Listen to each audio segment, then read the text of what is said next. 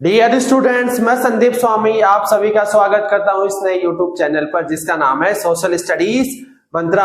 और आज की वीडियो बहुत खास होने वाली है क्योंकि आज मैं आप सभी के लिए बहुत ही इंपॉर्टेंट टिप्स बताऊंगा कि आप कैसे एसएसटी में अच्छे मार्क्स इंक्रीज कर सकते हैं, ला सकते हैं बोर्ड एग्जाम में। तो इस वीडियो को अंत तक देखना, इसको स्किप बिल्कुल ना करना। तो आज सबसे पहले देखेंगे स्टडी टिप्स कि जब भी आप एसएसटी पढ़ते हैं तो उसको कैसे पढ़ा जाए। पहला पॉइंट होगा कि आप बेसिक के लिए वन शॉर्ट वीडियो देखिए एग्जाम में। तो वन शॉर्ट वीडियो से आपको बेसिक आइडिया लग जाएगा चैप्टर का। उसके बाद जो एनसीईआरटी है उसको थोरोली आपको रीड करना है, लाइन बाय लाइन एनसीईआरटी को अच्छे से रीड करना है क्योंकि एग्जाम में एनसीईआरटी से बाहर नहीं आता, इसलिए एनसीईआरटी को अच्छे से पढ़ना जरूरी है। उसके बाद आप बुक के एक्सरसाइज के क्वेश्चन आंसर सारे सॉल्व कर सकते हैं। और सबसे इंपॉर्टेंट होता है प्रीवियस ईयर क्वेश्चन, क्योंकि एग्जाम में ज्यादातर क्वेश्चन पीवाईक्यू होते हैं, यानी कि प्रीवियस ईयर रिपीटेड क्वेश्चन होते हैं। तो आप पिछले 5 से 10 साल के सारे क्वेश्चन पेपर सॉल्व कर लीजिए। और उसके बाद एग्जाम से पहले क्या करना, शॉर्ट नोट्स बनाइए ताकि उसको रिवाइज करना बहुत ही इजी हो सके। और कुछ एक्स्ट्रा टिप्स भी हैं, जैसे जब एक बार आपका नोट्स बन जाए, रिवाइज हो जाए, तो बार बार उसका मल्टीपल रिवीजन कीजिए क्योंकि मल्टीपल रिवीजन से ही आप सक्सेस हो सकते हैं। नेक्स्ट पॉइंट, जब आपका इतना रिवीजन हो जाए तो सैंपल पेपर सोल्व कर सकते हैं। 5 to 10 सैंपल पेपर आप सोल्व कीजिए ताकि एग्जाम से रिलेटेड जो पैटर्न है आप उससे आप हैबिचुअल हो जाए। नेक्स्ट है जो मैप है, उसके लिए एक काम करना, आप स्पेशली इंडिया के मैप बहुत सारे परचेज कर लेना और उसी से प्रैक्टिस करना क्योंकि मैप प्रैक्टिस करने से इजिली समझ में आता है। तो ये टिप्स हमने देखी स्टडी टिप्स के लिए। बेसिकली इसमें आपको क्या ध्यान रखना है कि आप बेसिक के लिए वन शॉर्ट वीडियो देखिए, उसके बाद एनसीईआरटी को अच्छे से रीड करना और प्रीवियस ईयर के जो क्वेश्चन आंसर है, एक्सरसाइज के क्वेश्चन आंसर है, उनको अच्छे से याद करना है, समझना है। और इसके अलावा आपको क्या करना है, शॉर्ट नोट्स बनाना है क्योंकि शॉर्ट नोट्स काफी इंपॉर्टेंट रहते हैं लास्ट टाइम पे आपके लिए। ओके, अब हम लोग देखते हैं कि जब भी आप एग्जाम में पेपर लिखते हैं तो उसको किस तरीके से रिप्रेजेंट करेंगे। सो नेक्स्ट टॉपिक क्या है आज, पेपर प्रेजेंटेशन। क्योंकि आप जितना अच्छा पेपर को प्रेजेंट करेंगे एग्जाम में आपके उतने ही ज्यादा मार्क्स आएंगे। तो सबसे इंपॉर्टेंट टिप्स क्या है उसके लिए कि आप neat and clean hand writing में लिखेंगे। आपकी राइटिंग अच्छी होनी चाहिए, साफ सुथरी होनी चाहिए। नेक्स्ट सबसे इंपॉर्टेंट, आप जो भी आंसर लिखोगे कोशिश ये करना कि उसको पॉइंट वाइज आंसर लिखो। ऐसे पॉइंट में आप लिखोगे 1 2 3, जितना आप पॉइंट वाइज लिखोगे उतने आपके मार्क्स अच्छे आने के चांस है। नेक्स्ट, यूज हेडिंग एंड सब हेडिंग। आप कोशिश ये करना कि जितनी आप जो पॉइंटों में लिखोगे उसको पहले हेडिंग में लिखो और उसके बाद उसको एक्सप्लेन कर सको। और जो भी कीवर्ड है उस कीवर्ड को पूरी कोशिश करनी है आप अंडरलाइन करना।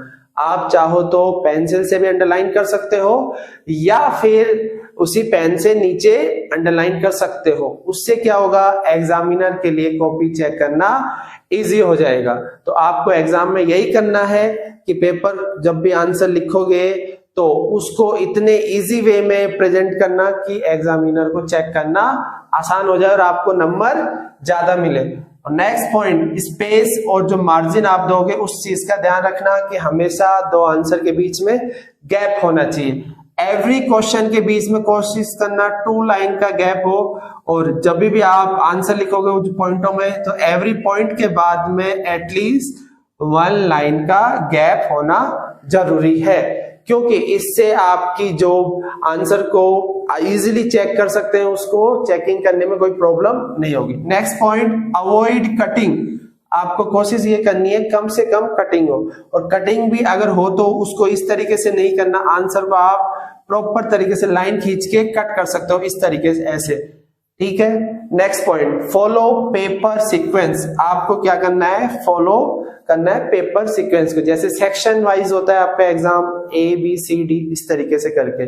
तो जब आप आंसर स्टार्ट कर रहे हो जैसे सेक्शन 1 के, तो उसी के आंसर वहीं पे सारे एक साथ लिख देने हैं। ऐसा नहीं करना एक क्वेश्चन सेक्शन ए का कर दिया, फिर सेक्शन डी का कर दिया, फिर सेक्शन बी का एक क्वेश्चन कर दिया, उससे एग्जामिनर कंफ्यूज हो जाएगा और आपके मार्क्स कट सकते हैं। सो सेक्शन वाइज जब आप सॉल्व करो तो फॉलो करना है पेपर सीक्वेंस को। Next, use tabular form. जब भी डिफरेंस बिटवीन का क्वेश्चन आए, इन डिफरेंस बिटवीन क्वेश्चन आपको क्या करना है, हमेशा टेबुलर फॉर्म का यूज करना है। उससे क्या होगा, आपका आंसर ज्यादा बेटर दिखेगा। Next point, right conclusion in long answer. Long answer में लास्ट में आप कंक्लूजन लिख सकते हैं, उससे आपको बेटर मार्क्स मिलेंगे। Next point, do not skip question, right anything. इसका मतलब ये है कुछ क्वेश्चन ऐसे होंगे डिफिकल्ट क्वेश्चन जो आपको आते नहीं है, लेकिन एसएसटी में ये अच्छा है कि आप उसमें कुछ भी अगर लिखते हैं तो आपको एग्जामिनर नंबर दे सकता है। इसलिए कभी भी क्वेश्चन को स्किप नहीं करना। Do not skip any question, right anything. आप उसके बारे में कुछ भी लिख सकते हैं बट उसको छोड़ के नहीं आना। Next point, do not waste time in short question.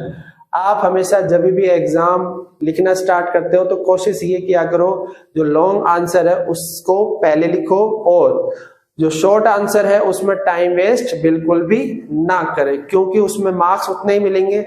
जैसे 1 या 2 मार्क्स के क्वेश्चन है तो उसमें आप जितना वर्ड लिमिट है उससे ज्यादा लिखने की आपको जरूरत नहीं है, वो टाइम वेस्ट होगा। Next point, solve difficult question in the last. आपको कोशिश ये करनी है कि जो भी डिफिकल्ट क्वेश्चन होगा उसको लास्ट में सोल्व करना, क्योंकि क्या होता है कि जब आपको वो क्वेश्चन नहीं आता डिफिकल्ट क्वेश्चन और आप जब उसको स्टार्टिंग में करते हो तो उससे आपका इंप्रेशन खराब हो सकता है। इसलिए आपको उस क्वेश्चन को लास्ट में सोल्व करना, पहले उस क्वेश्चन को करना जो आपको अच्छे से आता है। चलो आप डिस्कस करते हैं कि जब आप आंसर स्टार्ट करते हो, आंसर की स्टार्टिंग कैसे करोगे, वो सबसे इंपॉर्टेंट है।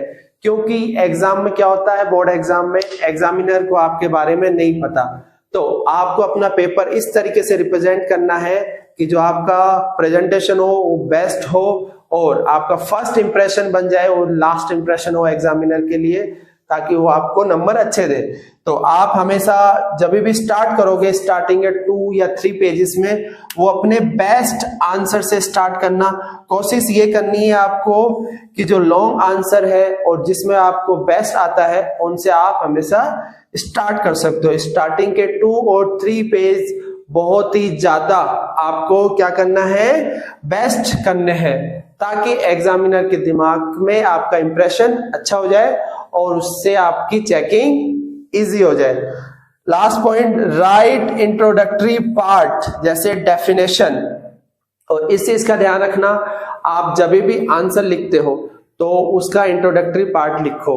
जैसे आपको पूछे जाते हैं एडवांटेजेस ऑफ ग्लोबलाइजेशन, तो आप सबसे पहले लिखोगे डेफिनेशन ऑफ ग्लोबलाइजेशन। उससे क्या होगा, एग्जामिनर को पता चल जाएगा कि ये कौन सा टॉपिक है, किससे स्टार्ट कर रहा है। तो हमेशा इंट्रोडक्टरी पार्ट से आप लिखोगे और कोशिश करना बड़े जो क्वेश्चन है उसमें आप डेफिनेशन जरूर लिखोगे स्टार्टिंग में। उसके बाद उस क्वेश्चन के जो भी फीचर्स है, मेरिट्स है, डीमेरिट्स है, वो सब लिखोगे, लेकिन पहले उसकी हेडिंग लिखोगे। आप इस तरीके से लिख सकते हो, the advantage of globalisation are as following, ये लिखना जरूरी है। इससे क्या होगा, आपका इंप्रेशन अच्छा होगा और ये स्टार्टिंग में ही आपका इंप्रेशन अगर अच्छा बनता है तो आपके मार्क्स बहुत अच्छे से इंक्रीज हो सकते हैं। तो आशा करता हूं कि आपको ये वीडियो पसंद आई होगी और इन टिप्स को फॉलो कीजिए और एग्जाम में अपने मार्क्स इंक्रीज कीजिए। तब तक देखते रहिए सोशल स्टडीज मंत्रा।